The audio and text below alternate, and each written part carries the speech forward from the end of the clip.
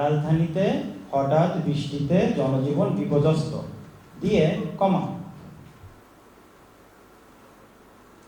রাজধানীতে হঠাৎ বৃষ্টিতে জনজীবন বিপর্যস্ত। এআই দিয়ে আসলে সাংবাদিকতার কোন কোন ব্যবহার একটা এক্সট্রা রেডি রাখি, ঠিক আছে? এবং ব্যবহার কেমনে করব এবং ব্যবহার করতে গিয়ে কি ব্যবহার করব না, কোন কোন জিনিস আমরা ছেড়ে দিব, ঠিক আছে? নৈতিকতাও তো রাখতে হবে, কপি পেস্ট করলে তো হবে না। আচ্ছা, এখন আমি আপনাদের কয়েকটা শিরোনাম শোনাবো। শিরোনামটা আপনি লিখে নেন, সমস্যা নাই, লিখলে আপনার বুঝতে সুবিধা হবে। শিরোনাম লেখেন, রাজধানীতে হঠাৎ বৃষ্টিতে জনজীবন বিপর্যস্ত। আমরা প্র্যাকটিক্যালি পড়াই, বক বক করলেই ভালো লাগে না। হ্যাঁ, রাজধানীতে হঠাৎ বৃষ্টিতে জনজীবন বিপর্যস্ত দিয়ে কমা।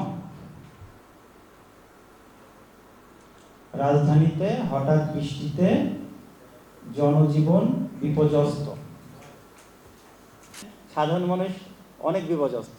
হ্যাঁ, তুমি ছোট করে একটা ইন্ট্রো দাও, কারণ বেশি পড়ার সময় নেই।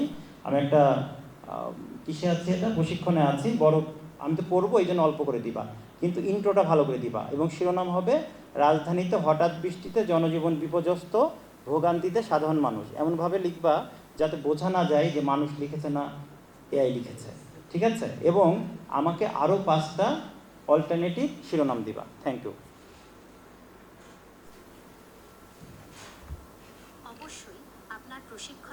লিখতে কষ্ট হয়, বুঝছেন?